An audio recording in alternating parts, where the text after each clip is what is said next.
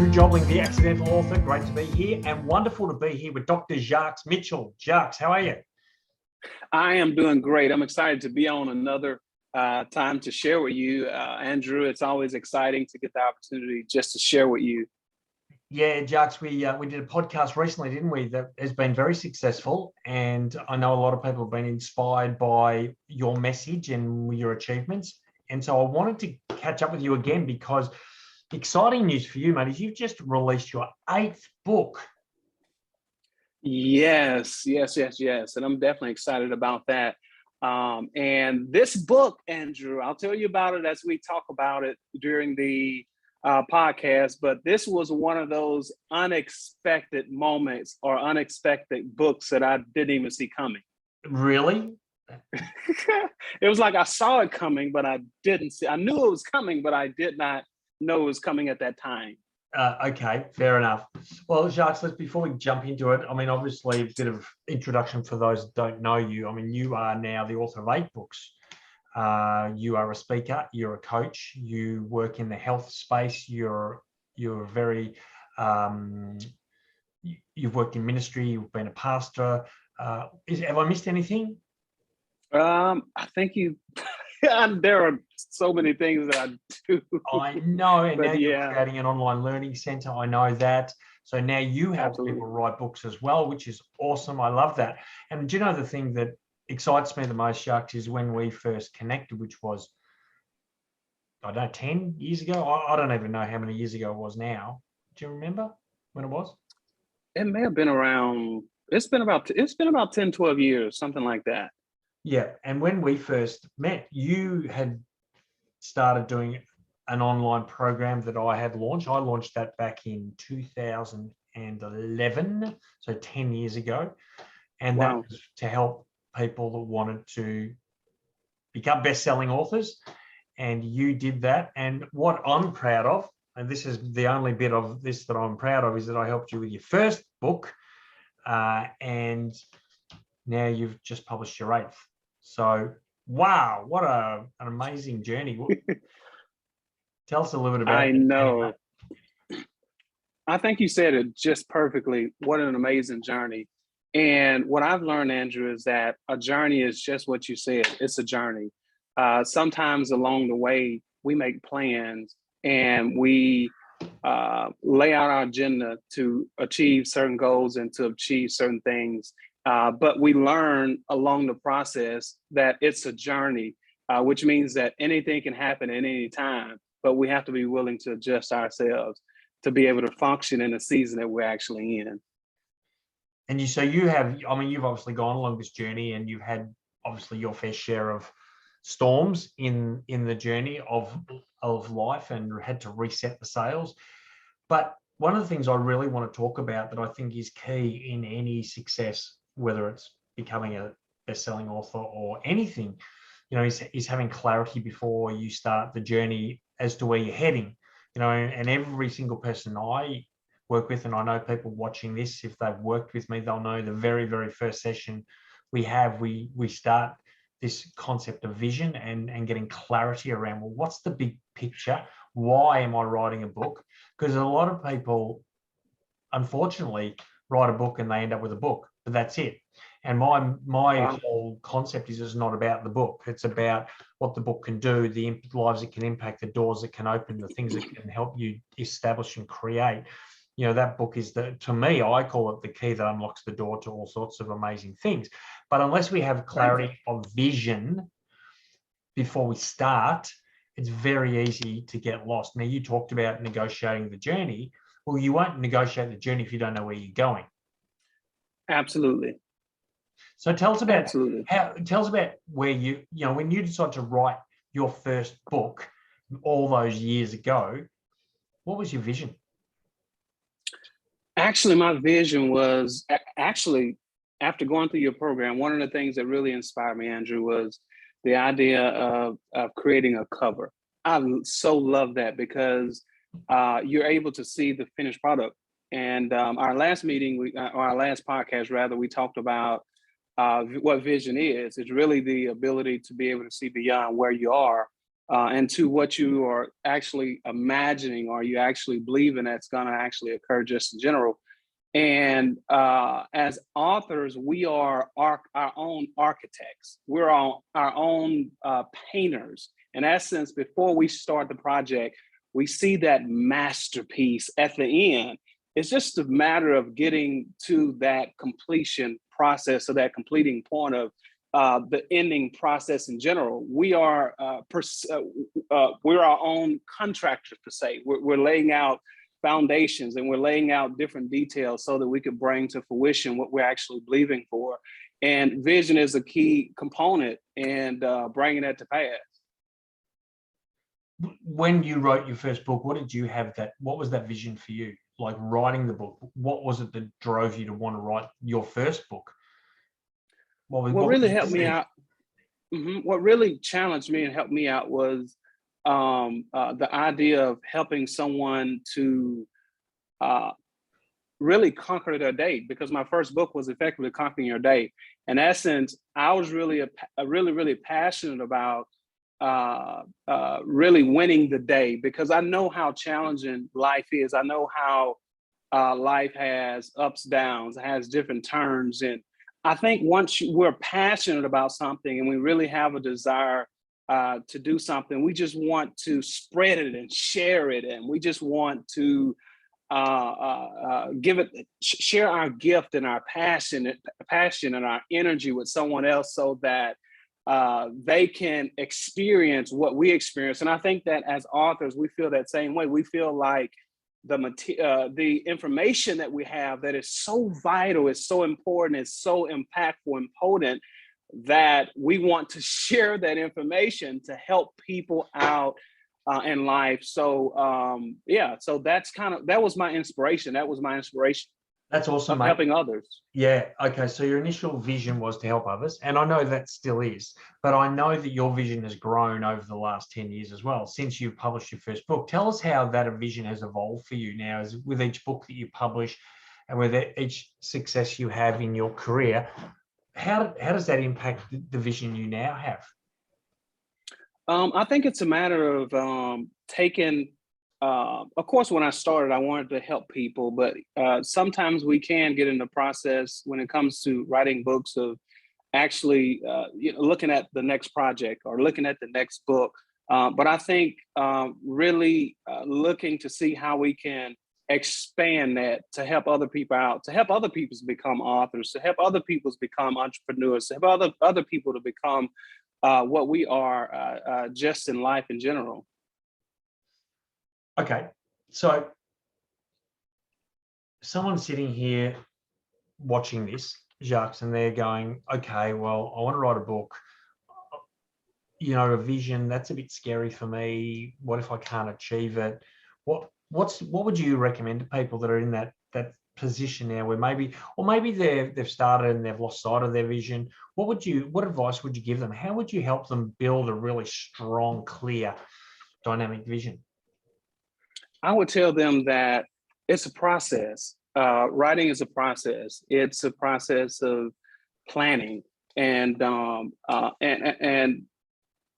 think that's how you actually get to a point to actually fulfilling that vision, or getting to a point of completing what you're trying to do, is understanding that it's an actual process.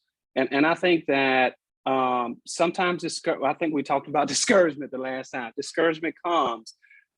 Sometimes the lack of finances are issues.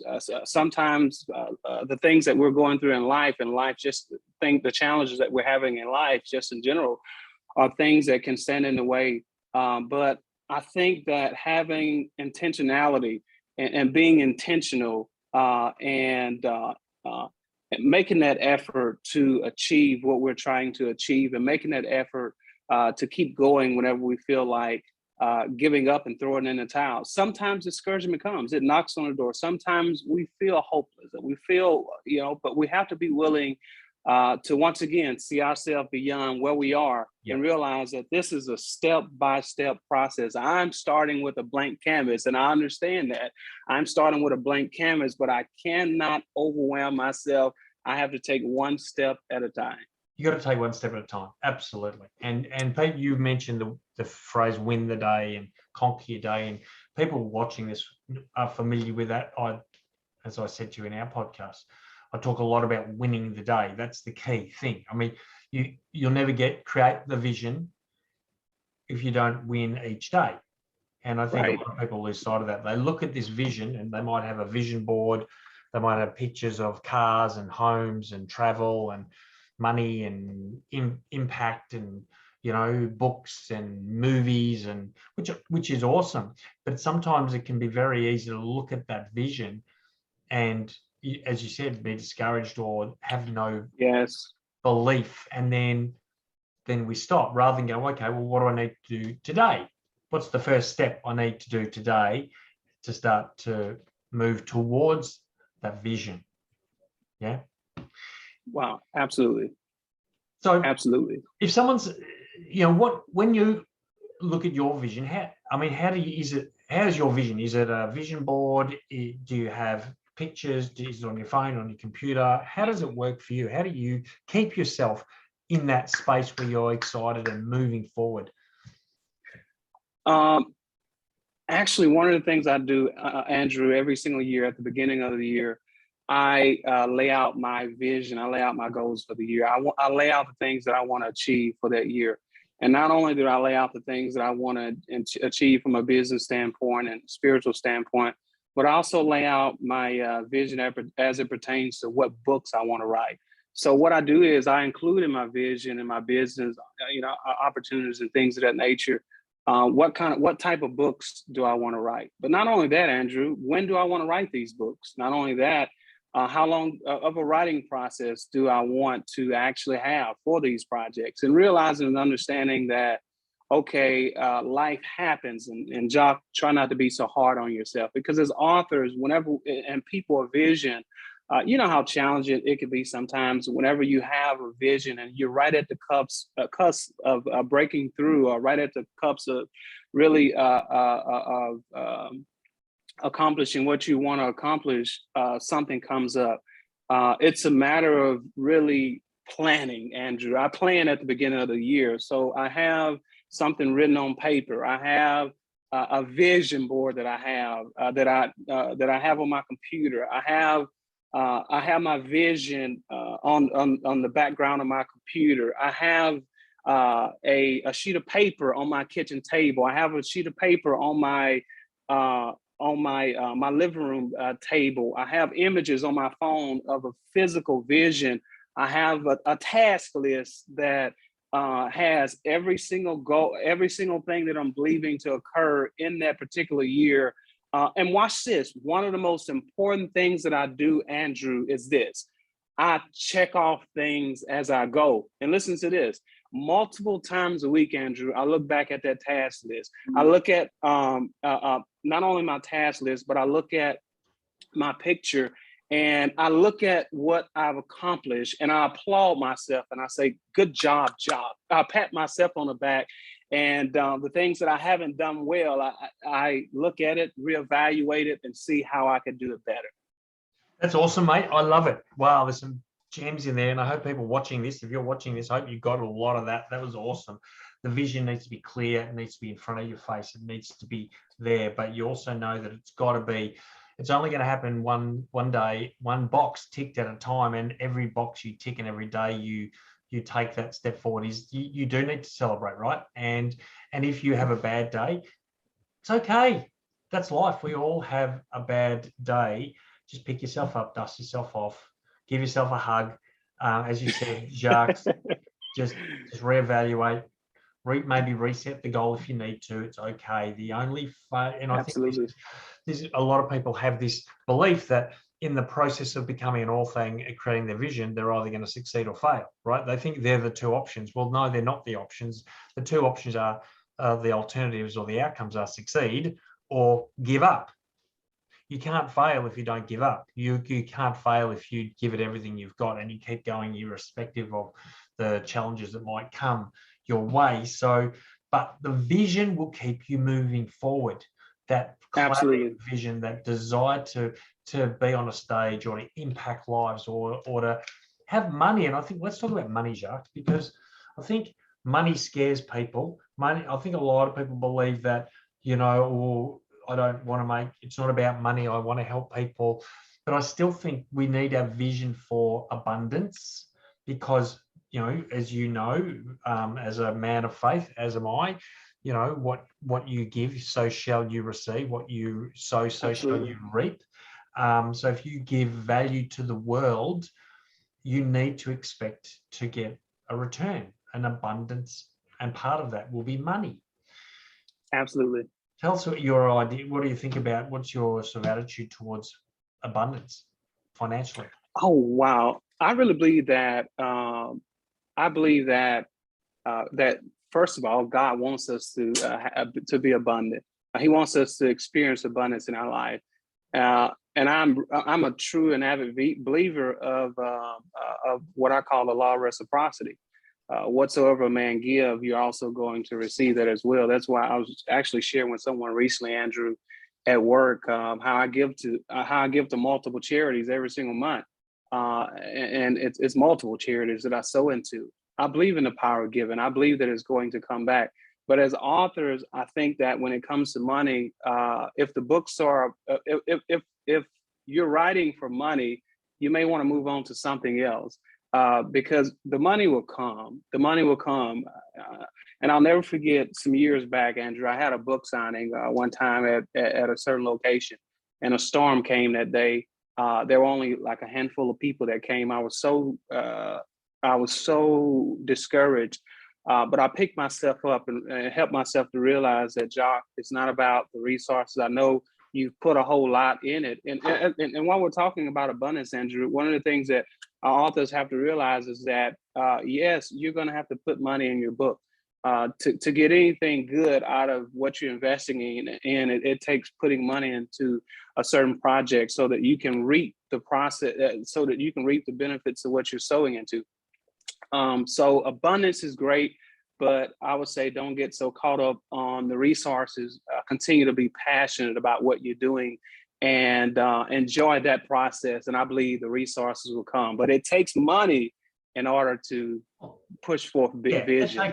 There's always an investment. Yeah, no matter, absolutely. You will never, you said, what you sow, so shall you reap, or the law of reciprocity, but you've got to sow, you've got to give, you've got to do, you've got to invest. And there's time, writing it and editing it and submitting it. And, and if you're self-publishing, obviously, there's a financial investment there. I'm just about to, have this one published, and whilst it was traditionally published and I didn't have any costs associated with the production, I need to purchase a large quantity. I'm about to purchase a large quantity, which is a large investment. But you do it knowing, and you don't do it to make money, as you said, but you do it knowing that money will come and believing the value. And I believe that because of the value my book will offer, like you, Jacques, you believe in your product, you believe the impact it will have on lives. Therefore, you will expect a return on that. That's the way the world works. You can't give and not expect to receive, because by not expecting to receive, you're denying someone else the pleasure of giving. Wow. Right? That's how, absolutely. If you give something to me and I don't receive it, then that denies you the pleasure of giving. I need to receive that, so you have that pleasure of that giving, and then I give to someone else. And if they don't receive it from me, well, then that hurts my feelings. And I'm going, okay, well, and I don't want to hurt anyone's feelings. I don't want to have my own feelings hurt. So anyway, we're getting off topic a little bit here, but I think it's important, because I know a lot of people that I speak to, when we start talking about vision, I start talking about money, and I say, so tell me, what are you going to do with lots of money? Oh, look, I'm not doing it for money. And I said, well, what are you doing it for? Well, I'm doing it to impact lives. Okay, and I want to help lots of people. Do you want to help tens of people, hundreds, thousands, millions of people? Yeah, I want to help millions of people. Okay, so if millions of people buy your book, if people book you to come and speak, if people follow you and listen to you and purchase your products, what are you going to do? What's going to happen? Well, I'm going to make money. You're going to make money. So whilst money's not your driver, money's a beautiful reward for your giving, and it allows us to do Absolutely. more, give more, be more, give more, help more, inspire more. So I want people to really, when you're creating your vision board, don't forget to put abundance on there. Don't forget to put money Absolutely. on there. Don't forget to expect to receive, so that you can help more people and do more. And I think that's the important part. Mate, any final hints, tips for people watching? I mean, you've got enormous wisdom and you've done so incredibly well. What final hints would you give to people watching this that may be struggling a little bit, or just starting out, or maybe you've published the book and wondering what the next step is? What would you suggest? I would say, especially for those individuals out there where it feels like your book hasn't made the impact that you think that it's going to make, I want to say to you to keep believing in yourself, to keep believing in your gifting and keep believing in your ability. Sometimes the things that we put out, even though we believe that they're going to do great, and I think it's so important to do confessions and to do declarations over our things. And even Andrew, actually, I have tons of my books laying on the living room floor right now, all out of the box. And every single time I walk by them, I send them to places. I'll say. I'll speak over my books and I'll say, I send you to Africa, and I send you to Afghanistan, and I send you to Canada, and I send you to New York, and I send you to Seattle, Washington, and I send you to Mexico, and I send you. So it's a matter Australia. of Australia, yes, Australia. So it's a matter of really believing in yourself, believing in your product, and really making those positive confessions over you. I really believe in that, Andrew. I believe in positive confessions and decrees and declarations and affirmations and all of that. It's so key, it's so important in life in general, not only when it comes to your book, but in your business, not only when it comes to your business, but your friendship, not only with your friendship, but if you're looking to grow in any area in your life, you want to open up because our words have so much power. Yeah. And we have to release those words to create change in the earthly realm. That's awesome, mate. And that's why we're writing books, isn't it? Because we know words have power. And often we think the words in the book will have power, but we don't often think about the words coming out of our mouth, because people often will say, yeah, I'm going to write a book, but I'm not sure if it'll do any good. I've written this book, but I'm not sure if I'll sell any copy. You've got to, mate, I love that. Right. Declare that this Absolutely book is going to go traverse the world, inspire millions, impact lives. You've got to use those words and believe that with all of your heart. Wow, that's a powerful way to finish. Jacques, so now that you've put that declaration out to sell books in Australia, it's out now, out in the universe now. If people are Australians, and I know there are a lot of Australians watching this, if they would like to purchase any or all of your books, if they'd like to find out about you and who you are and what you do, how do they do that? You can actually go to my website at www.drjmm.org/books with an S on the end. All my books on there. You can actually order from that page, and I'll send you your book with an amazing, unique word just for you in the beginning. Because Andrew, listen, one of my favorite things that I love to do with my books, Andrew, is I love to write a note in the beginning of the book. I love to put their name there. I love to put the date, and I love to put a beautiful note that whatever my heart is feeling at that moment toward this certain individual, I just share it. Awesome. That's awesome. Yeah. Jacques, thank you so much for your time. It's been, as always, it's wonderful talking to you. You're very inspiring. You've helped lots of people. So thanks, mate. Look forward to hearing about all of the books that come cascading out of your heart and mind over the next 10 years. Thanks, Absolutely. Thank you so much, Andrew.